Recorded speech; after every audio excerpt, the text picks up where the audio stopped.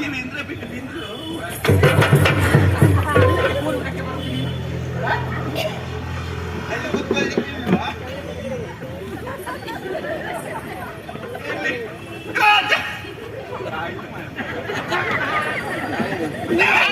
ಪೆಟ್ಟು ತಿಂದು ಮಾಡಿದ ಪೆಟ್ಟು ತಿಂದವರೆಲ್ಲ ಹಣೆ ಬರಗೆಟ್ಟ. ಸರಿ ದೇವೇಂದ್ರ ಪೆಟ್ಟು ತಿಂದು ಮಾಡಿದ. ಸಂತೋಷದ ವರ್ತಮಾನ. ನಮ್ಮವರೆಲ್ಲ ಸಂಭ್ರಮಿಸಬೇಕು. ನಿಮ್ಮ ಗಂಡ ಪೀಠವನ್ನೇರಿದ್ರು.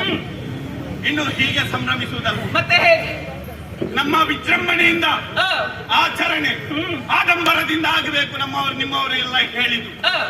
ಎಲ್ಲ ಕಾರ್ಯಕ್ರಮವನ್ನೆಲ್ಲ ಆಯೋಜಿಸಿದ್ರು.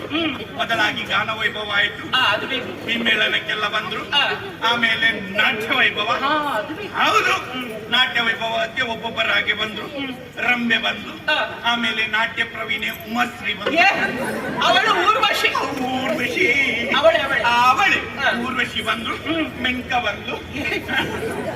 ಮೇನಕ ಆಲಂಬೂರ್ಸೆ ಎರಡು ಜುಟ್ಟು ಕಟ್ಕೊಂಡು ಬಂದ್ರು. ಅವಳ ನಾಟ್ಯ ವೈಭವ ಸಂತೋಷ ಇರುವಾಗ ಹೋಯ್ತಾ ಸ್ವರ ಹೋಯ್ತಾ ಮತ್ತೆ ಅದು ಉಂಟು. ಸಂಭ್ರಮದಿಂದ ಇರುವಾಗ ಒಂದು ಸ್ವರ ಮೇಲಿಂದ ಕೇಳಿ ಬಂದದ್ದು. ಏನದು? ಗರನೆ ಗರ ಗರನೆ ತಿರುಗುತ್ತಾ ಕ್ಷಣನೆ, ಗರನೆ ಗರ ಗರನೆ ತಿರುಗುತ್ತಾ ಕ್ಷಣನೆ ಬಂದು ನಿಂತ ಬೈರಿ. ನೀನೇನು ನನ್ನನ್ನು ತಿನ್ನುವುದಕ್ಕೆ ಬರುವುದ ಪಾಪಿ ನೀನು? ಯಾಕೆ ಅಲ್ಲಿ ಸರ್ಕಾರದಲ್ಲಿ ಅಲ್ಲೇ ಬಂದದ್ದು. ಸರ್ಕಾರ ಅಲ್ಲಿ ಬಂದದ್ದು. ಹೀಗೆ ಬಂದು ಈಗ ನಿಂತಿದ್ದಾರೆ. ಯಾರು ಅಂತ ನೋಡುವಾಗ ಪರಿಚಯ ಉಂಟು. ಯಾರು ಯಾರು? ಯಶ್ ಯಶ್ ನೋಡಿದ್ಯಾ? ಸರಿ, ಯಶ್ ಯಕ್ಷ ಯಕ್ಷ ಯಕ್ಷರಾಜ ಪಿಂಗಳಾಕ್ಷ. ಎರಡೇ ಎರಡು ಮಾತು. ಏನದು? ನಾವು ಸಂಭ್ರಮದಲ್ಲಿದ್ದೇವಲ್ಲ, ಆಚರಣೆಯಲ್ಲಿದ್ದೇವಲ್ಲ, ಅಲ್ಲಿ ನಿಂತುಕೊಂಡವ ಹೇಳುದು, ನಿಮ್ಮ ಸಂಭ್ರಮ ಆಚರಣೆಯನ್ನೆಲ್ಲ ನಿಲ್ಲಿಸ್ತೇನೆ. ಅವಾಗ ನನ್ನವರೇನು ಮಾಡಿದ್ರು?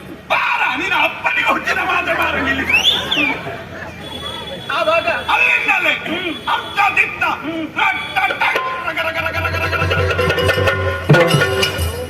ಒಂದು ನಿಮ್ಮ ಗಂಡನ ಮುಖಕ್ಕೆ ನಾರಿಸಿತು. ನನ್ನವರಿಗೆ ಹೊರತು ನಾವು ಆವಾಗ ನನ್ನವರು ಸುಮ್ಮನೆ ಬಿಡ್ಲಿಕ್ಕಿಲ್ಲಪ್ಪ.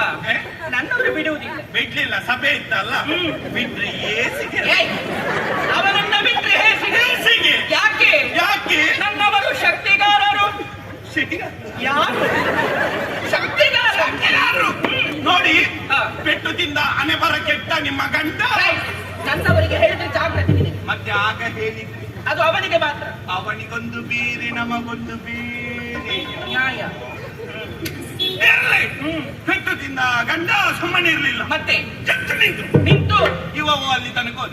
ಅಲ್ಲಿಂದಲೇ ಮತ್ತೊಂದು ಪುನಃ ಪುನಃ ಆವಾಗ ಬರೆಸಿದ್ದು. ನಿಂತಿದ್ರ ಅಲ್ಲಿಗೆ ಮಲಗಿದ್ರ. ಅವರು ಮಲಗಿಕೊಂಡು ಕೂಡ ಯುದ್ಧ ಮಾಡ್ತಾರಪ್ಪ. ನಿಮ್ಮಷ್ಟು ಅನುಭವ ಇಲ್ಲ. ಯುದ್ಧದ ವೈಖರಿಯನ್ನ ಗಮನಿಸಿದ್ದೇನೆ. ಇರಬಹುದು, ಯಾಕಂದ್ರೆ ನಾನು ಪ್ರಥಮ ಬಾರಿಗೆ ಹೋದದ್ದಲ್ಲ. ಹೋಗುವಾಗಲೇ ಹಾಗೆ ಹೋಗಿದ್ದೀನಿ. ಮೊದಲ ಬಾರಿಗೆ ಹೋದದ್ದಲ್ಲ. ಅದೇ ಅಷ್ಟು ಅನುಭವ ಇಲ್ಲ.